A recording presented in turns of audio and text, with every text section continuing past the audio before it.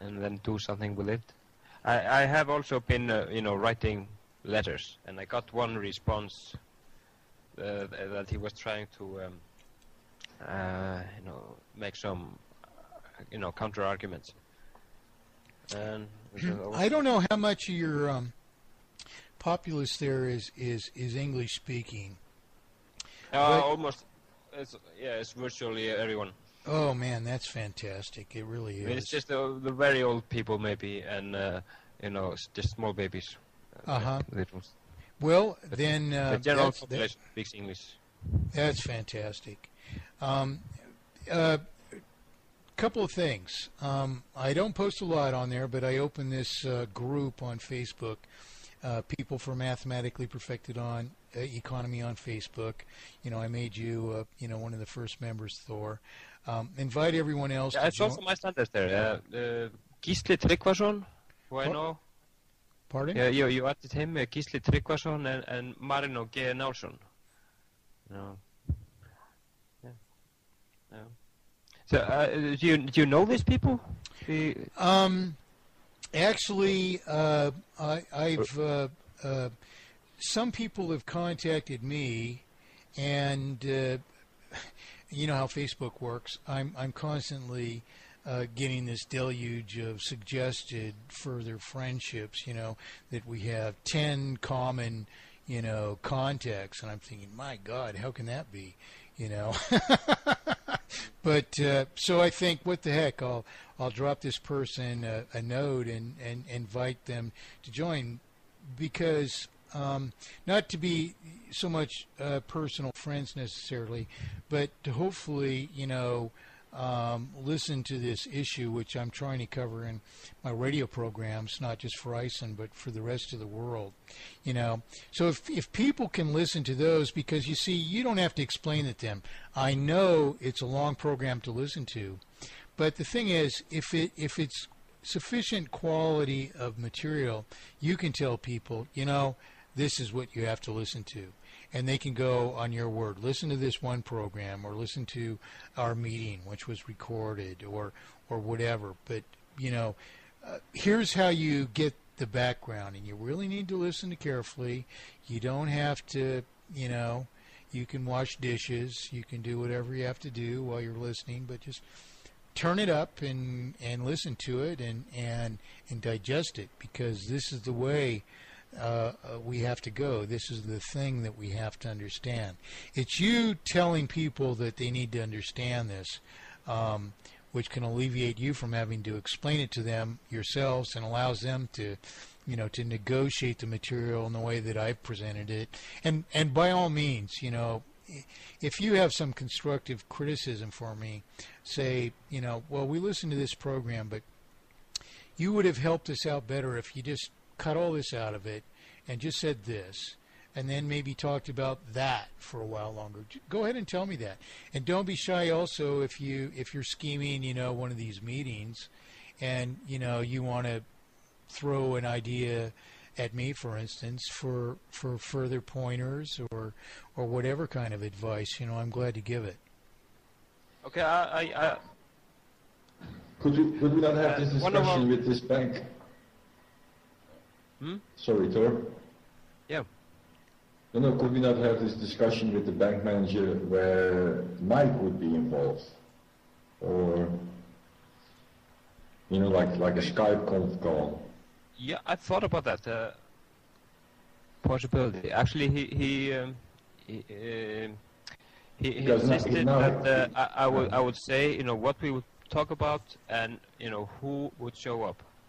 Okay, because Mike could be your financial advisor, for instance, no? Mm-hmm. I would be glad to do that, and I think it's a pretty good suggestion, and it might work out. Except that I kind of tend to think that Thor might want to do the first engagement on a sort of a personal, less confrontational level, where he might encourage this banker to engage in further dialogue with the people for the benefit of the people, for understanding their situation. And if of course he's being interviewed and recorded, he's not going to want to give the idea that, no, that's not something that I want to do. But if then Thor, asked him if he would speak on a radio interview, which would explain Iceland's problems to the world, and we could have him, we would have a Skype discussion as we are now, and just say, go through the whole thing. And I don't want to end this myself, so I wouldn't be terribly confrontational, but I would be sort of consoling, at first, which isn't my natural position, of course, but it would be to preserve the dialogue so that it can go on, and we can hammer out all the issues for the world with the banker. And I have done this before on a personal level. It wasn't recorded, unfortunately, but actually with international bankers who quickly, even in our first discussion, agreed that I was absolutely right about mathematically perfected economy, that it was the only solution. This person even agreed that the whole world needed to understand that. I didn't ask her to say that. She volunteered this information, assessment of it, So they know, and we can actually hopefully encourage them to do the good thing without getting too tough with them. But Thor could make the inroads for that, or we could leave it to Thor's discretion, or your group's discretion. How I can certainly suggest that we would do a Skype interview if he would be willing to do that. And, yeah, you can tell him that you've already discussed this with people, and that they're willing to engage in further discussion, which is broadcast to who knows, a few dozen countries, and we can gain world respect for the fact that Iceland is discussing its issues in a gentlemanly manner, which is conducive. The question is maybe how you would like to be introduced to the director of the bank. Sure. I mean, how you would introduce yourself, as your CV, or some. Well, I usually introduce myself as founder of People for Mathematically Perfected Economy, and original architect of a dual thesis, first of inevitable failure, and secondly of singular solution for the categoric faults of pretended economy, that being what we call mathematically perfected economy.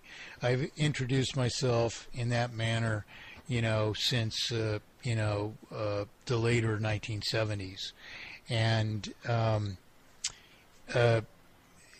that seems to be the best thing always to do. It's as a standard practice. I don't have any exceptional situation. I mean, literally, I give you a great example of that.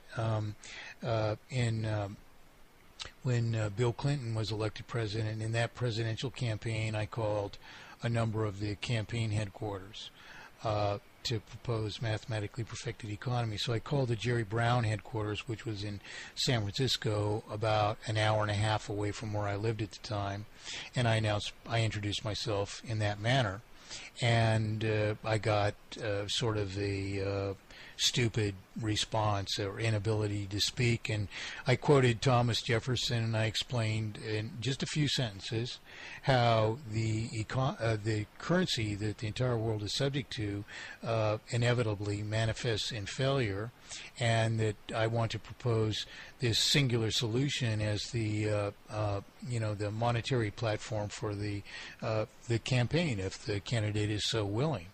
And I was immediately invited to come down to the campaign offices. And I said, well, give me 15 minutes to shower and an hour and a half to drive, and I'll be there in an hour and 45 minutes. They said, please come. So I parked my truck. The only place to park it was in front of the Russian embassy in San Francisco with a big camera pointed at it. I thought, well, actually, when you think about it, what a safe place to park. And I mean, nobody could break into your vehicle without being recorded or anything. So it was funny. Right in front of this camera was the only vacant parking spot over a huge area. So I walk in the door to the Brown campaign headquarters, and I say, I'm Mike Montagne. I was actually founder of a nonprofit corporation called Universal Prosperity at the time, which is equivalent to People for Mathematically Perfected Economy. I introduced myself, and I quoted Jefferson, and I mean, half a dozen people scurrying by with arms full of manila envelopes and whatnot. They put on the brakes right there, and one of the people that stopped like that was actually his national campaign manager, woman. She was a fabulous lady, and anyway.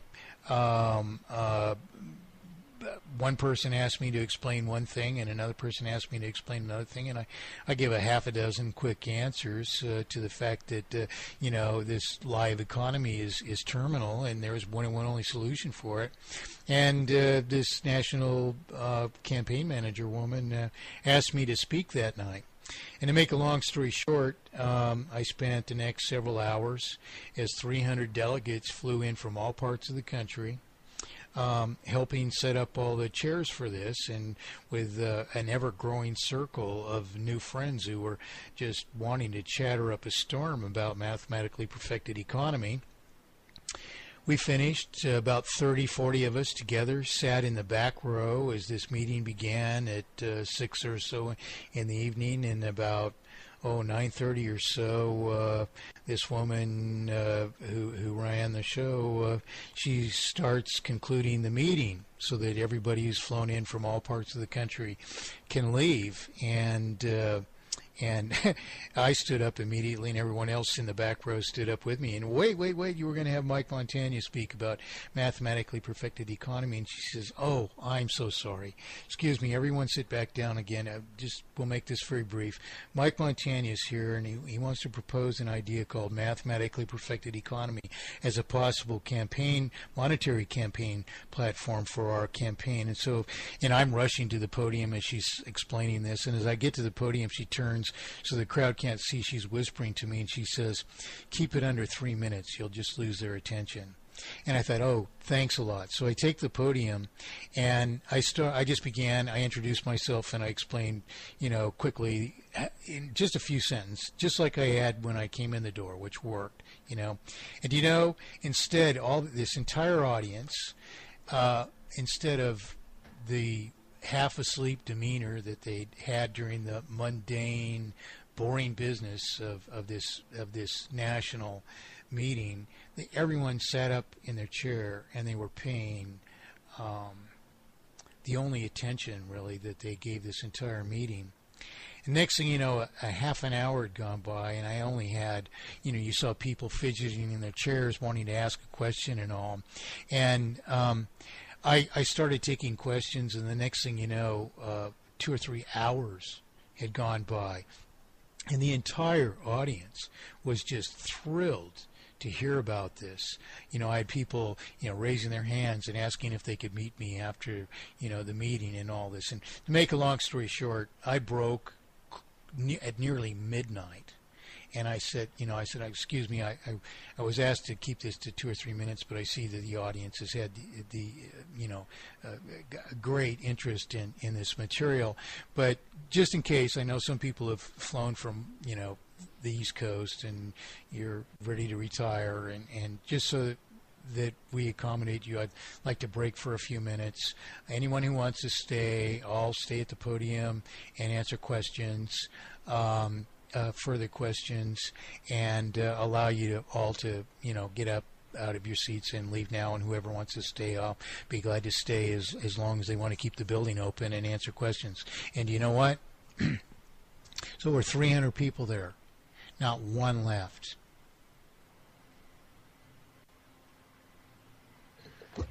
Okay, but we